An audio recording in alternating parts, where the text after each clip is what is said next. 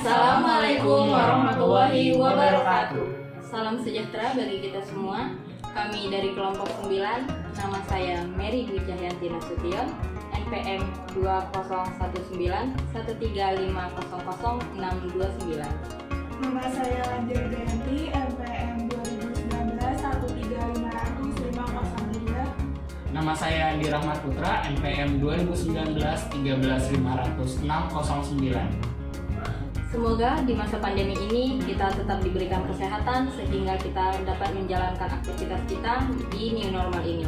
Dan jangan lupa tetap pakai masker dan jaga jarak. Pada kesempatan kali ini kami akan membahas tentang larutan asam basah dan sifat asam basah. Larutan asam basah dan sifat asam basah. Larutan asam basah. Asam dan basa merupakan dua golongan senyawa kimia yang banyak memiliki peran penting dalam kehidupan sehari-hari. Tidak hanya terdapat dalam makanan, obat-obatan, produk-produk rumah tangga, dan bahan baku industri. Asam dan basa juga merupakan komponen krusial dalam tubuh makhluk hidup. Contohnya, asam amino merupakan penyusun protein dan asam nukleat merupakan biomolekul yang mengandung informasi genetik. Kekuatan asam dan basa. Kekuatan asam dan basa ditentukan oleh derajat ionisasi alfanya. Banyak sedikitnya ion H positif dan OH negatif yang dilepaskan. Asam dan basa dalam air akan mengalami reaksi peruraian menjadi ion yang merupakan reaksi kesetimbangan.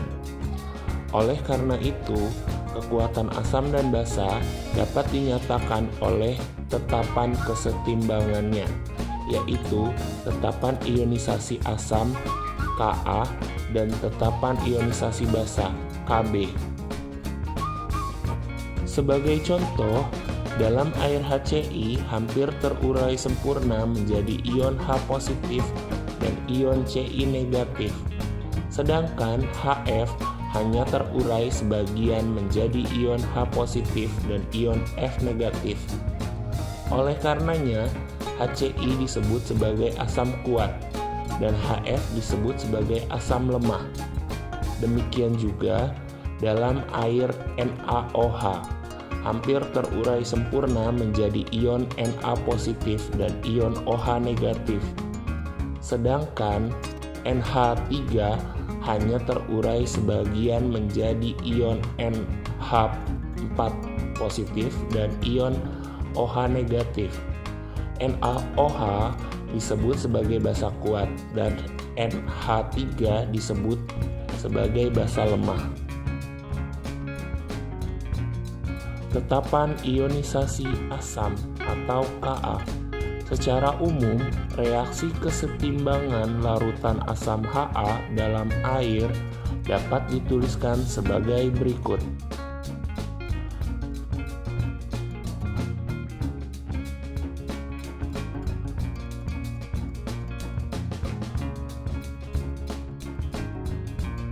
Dan tetapan ionisasi asam Ka dapat dirumuskan sebagai berikut.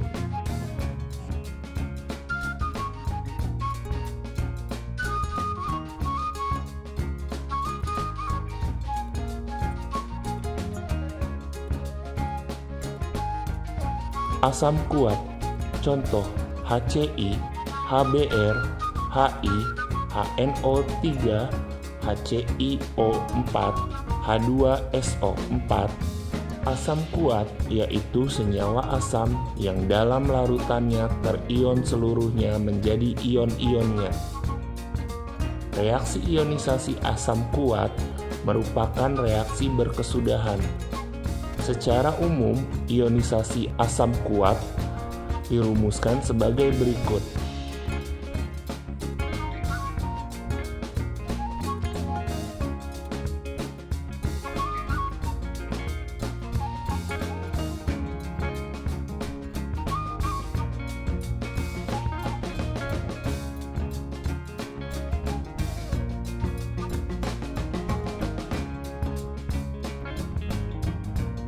Asam lemah, contoh HF, HCN, HNO2, CH3COOH, H2CO3.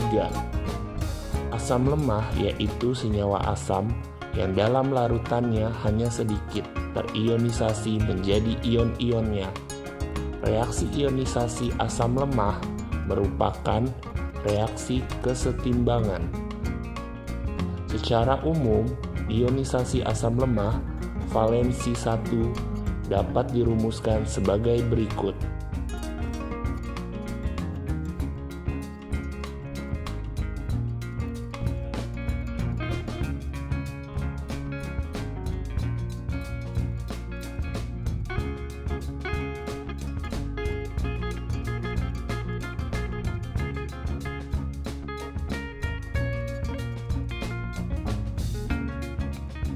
Tetapan ionisasi basa atau Kb. Secara umum, reaksi kesetimbangan larutan basa LOH dalam air dapat ditulis sebagai berikut.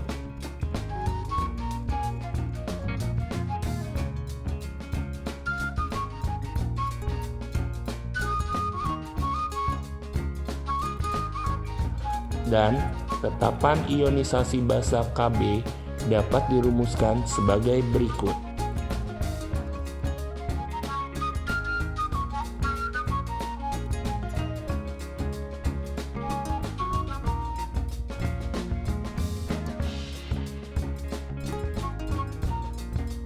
Basa kuat, contoh NaOH, KOH, CaOH2, SrOH2, BaOH2. Basa kuat yaitu senyawa basa yang dalam larutannya terion seluruhnya menjadi ion-ionnya. Reaksi ionisasi basa kuat merupakan reaksi berkesudahan. Secara umum, ionisasi basa kuat dirumuskan sebagai berikut.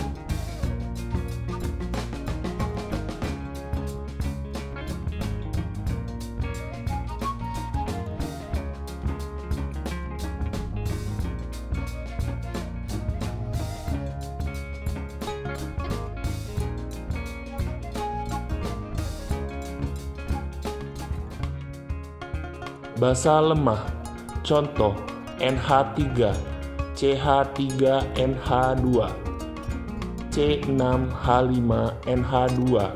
Basa lemah yaitu senyawa basa yang dalam larutannya hanya sedikit terionisasi menjadi ion-ionnya.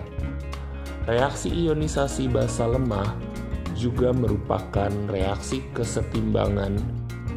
Secara umum, ionisasi basa lemah valensi 1 dapat dirumuskan sebagai berikut.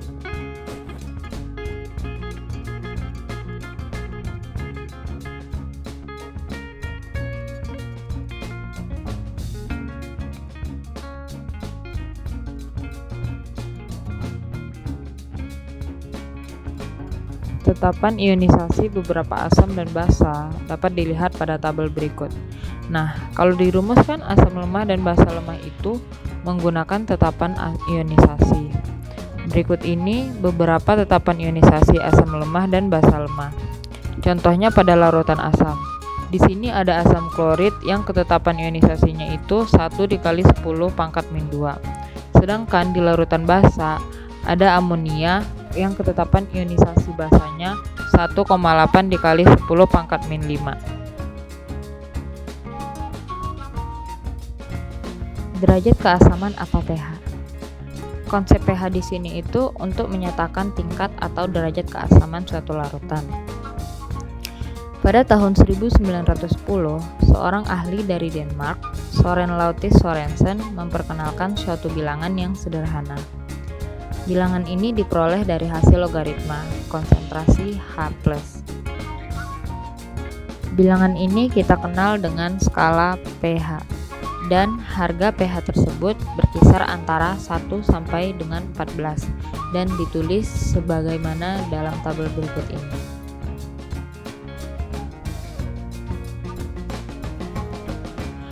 Untuk air murni, pada suhu 25 derajat Celcius, nilai KW atau ketetapan kesetimbangan air adalah 1 dikali 10 pangkat min 14. Jadi, ketetapan kesetimbangan air sama dengan 14, sehingga persamaan ketetapan kesetimbangan air dapat ditulis sebagai pH ditambah pOH sama dengan 14. Pada air murni dan larutan yang bersifat netral, konsentrasi ion H positif sama dengan konsentrasi ion OH negatif. Jika air ditambahkan suatu asam, konsentrasi ion H positif meningkat sehingga kesetimbangan bergeser ke kiri dan konsentrasi ion OH negatif menurun.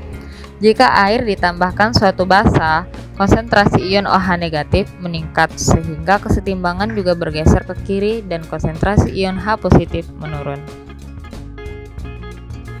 Dari uraian di atas, dapat kita simpulkan bahwa larutan bersifat netral jika H positif sama dengan OH negatif, atau pH sama dengan pOH sama dengan 7. Larutan bersifat asam jika H positif lebih besar daripada OH negatif, atau pH lebih kecil daripada 7. Larutan bersifat basa jika H positif lebih kecil daripada OH negatif, atau pH lebih besar daripada 7. Karena pH dan konsentrasi ion H positif dihubungkan dengan tanda negatif, maka makin besar konsentrasi ion H positif, makin kecil pula lah pH-nya. Dan karena bilangan dasar logaritma adalah 10, maka larutan yang nilai pH-nya berbeda sebesar N mempunyai perbedaan ion H positif sebesar 10N.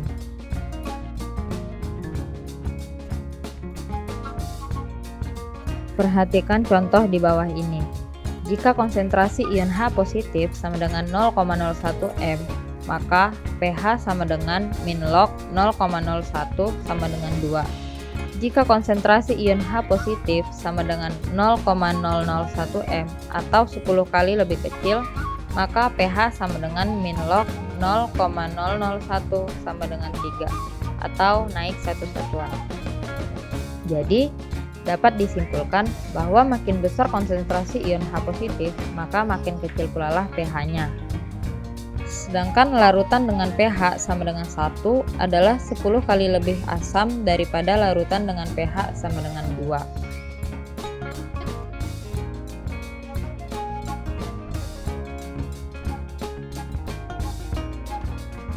Sifat asam basa. Kamu pernah nggak sih makan jeruk? Pernah dong ya, dan rasanya itu pasti ada asam-asamnya kan. Nah, rasanya asam gitu karena jeruk tersebut mengandung sel asam.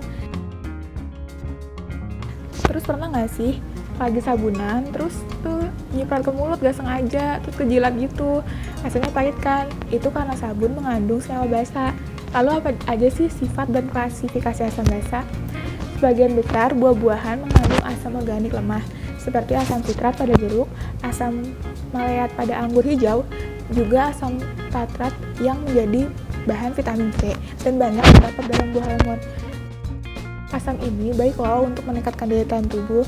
Makanan asam juga sangat baik untuk ibu-ibu yang sedang hamil, karena makanan asam itu baik untuk penyerapan zat besi, terus juga dapat membantu pembentukan hemoglobin. Nih ya guys, contoh kita lagi makan makanan asam. Boleh makan asam, tapi nggak boleh kebanyakan. Kalau kebanyakan bisa jadi kayak gini nih.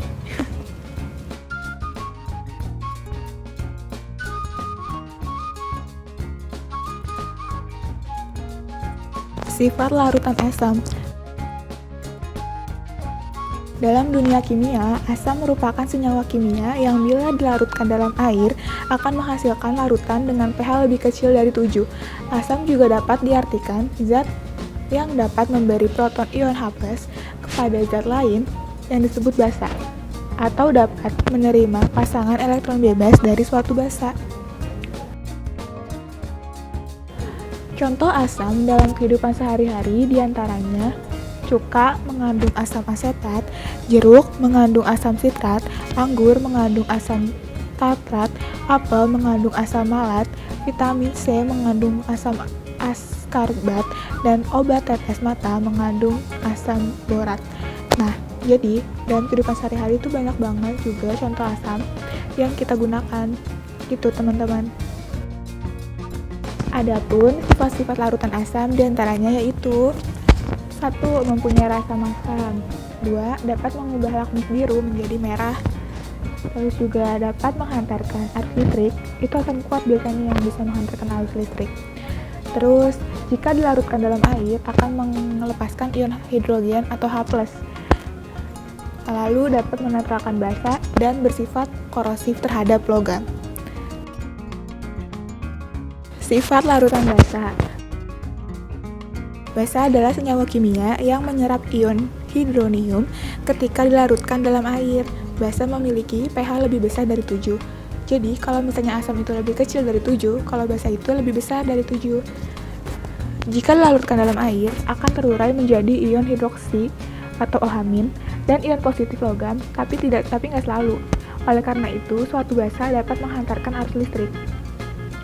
Contoh basa yang sering dijumpai dalam kehidupan sehari-hari diantaranya seperti obat mah mengandung magnesium hidroksida dan aluminium hidroksida, sabun mandi mengandung natrium hidroksida, sabun mandi baik mengandung kalium hidroksida, deodoran mengandung aluminium hidroksida, dan pembersih lantai mengandung amonium hidroksida. Maka rasa basa itu biasanya pahit, ya kan? Kalau nggak sengaja menelan sabun pasti rasanya pahit. Nah, basa itu rasanya pahit. Adapun sifat-sifat basa diantaranya yaitu pertama, terasa licin jika terkena kulit, tapi nggak boleh dicoba ya, itu berbahaya. Yang kedua itu dapat mengubah lakmus merah jadi biru. Terus juga dapat menghantarkan arus listrik, itu buat basa kuat ya, sama kayak asam kuat tadi. Yang keempat itu dapat menetralkan asam. Gitu.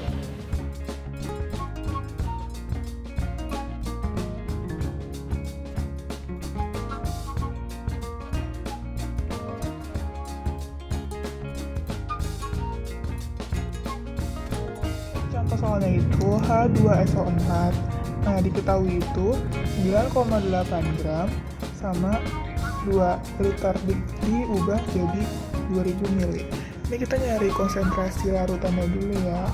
Jadi M sama dengan gram per ml dikali 1000 per volume dalam liter. Jadi 9,8.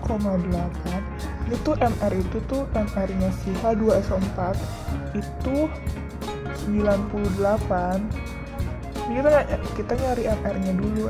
MR H2SO4 dikali 1000 dikali V-nya itu liter. Jadi 2 sama dengan 50. Kalau udah kita masukin ke rumus H+. Dia itu asam kuat, jadi rumusnya itu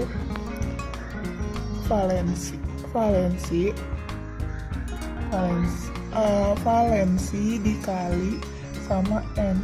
Nah, valensinya itu 2 karena di sini 2 kan, H2 kali M-nya itu tadi yang kita ketemuin di sini 50 sama dengan 100. Terus kita cari ke pH-nya sama dengan min log 100. Itu selesai deh.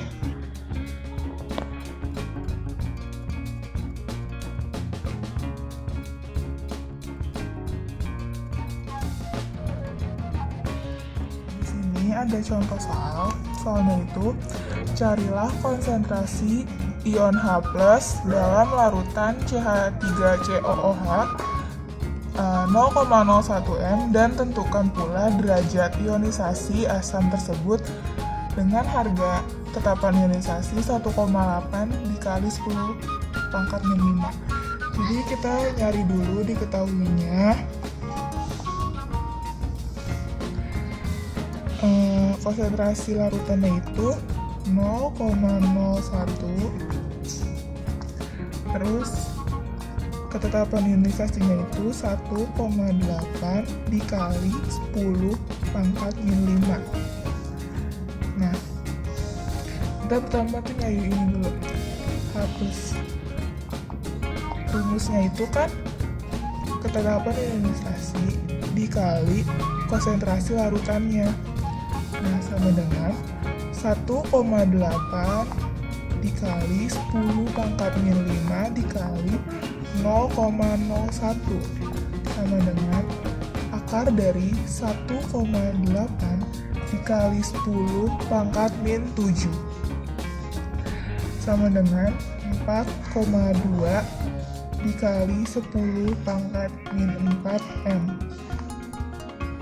Nih, kita udah nemuin konsentrasi ion H+-nya. Terus juga disuruh nyari derajat ionisasinya. Rumusnya itu ini. Rumusnya itu Ka per Ma sama dengan akar dari 1,8 dikali 10 pangkat min 5 per 0,01 sama dengan 0,042. Jadi, konsentrasi H+ adalah 4,2 dikali 10 pangkat min 4 M dan derajat ionisasinya itu 0,042 gitu.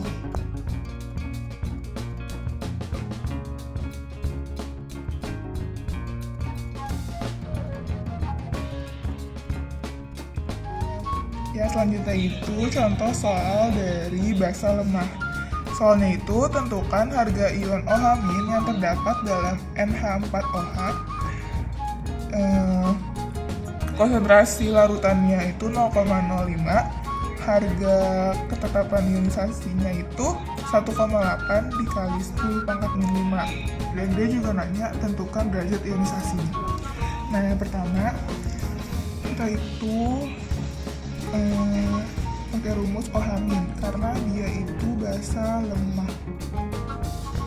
Rumusnya itu tetapan ionisasi dikali konsentrasi larutannya. Nah, 1,8 dikali 10 pangkat min 5 dikali 0,05. Jangan lupa pakai akar karena akar itu juga rumusnya. Terus akar dari 9 dikali 10 pangkat min 7 sama dengan hasilnya itu 9,5 dikali 10 pangkat min 4M. Ini harga ion OH-. Terus yang kedua itu kan tadi disuruh nyari tentukan derajat ionisasinya. Rumusnya kayak tadi, Kb per Mb. Kb-nya itu 1,8 dikali 10 pangkat min 5 per 0,05 sama dengan akar dari 0,36 dikali 10 pangkat min 3 sama dengan 1,9 dikali 10 pangkat min 2. Nah, jadi kita udah nemuin nih harga konsentrasi ion H-nya itu 9,5 dikali 10 pangkat min 4M dan tetapan ionisasi dan derajat ionisasinya itu 1,9 dikali 10 pangkat min 2.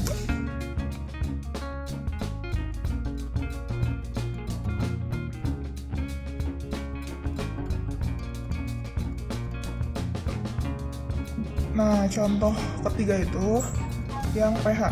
Tentukan pH larutan H2SO4 0,01 M.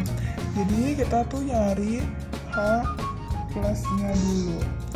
Karena dia itu asam kuat, jadi kita pakai rumusnya itu valensi dikali konsentrasi larutan. Nah, valensi itu 2 nih dari sini dikali 0,01.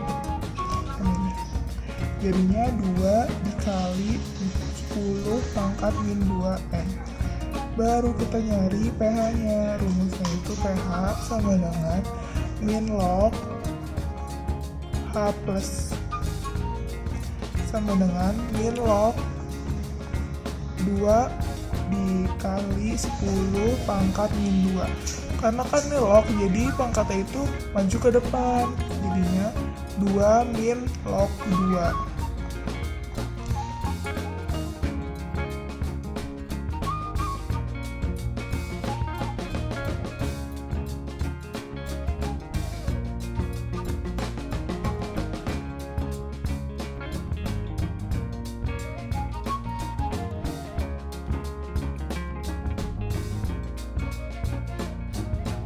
Sekian video penjelasan materi dan contoh soal tentang larutan asam basa dan sifat asam basa. Semoga apa yang telah kami sampaikan di video ini dapat dimengerti, dipahami, dan mengedukasi bagi teman-teman semua. Jika masih ada materi atau contoh soal yang nggak dimengerti, bisa tanya di kolom komentar di bawah. Nanti kita jawab. Jangan lupa Like Dan komen. di YouTube ini. Wabillahi taufiq walhidayah. Wassalamualaikum warahmatullahi wabarakatuh. Terima kasih.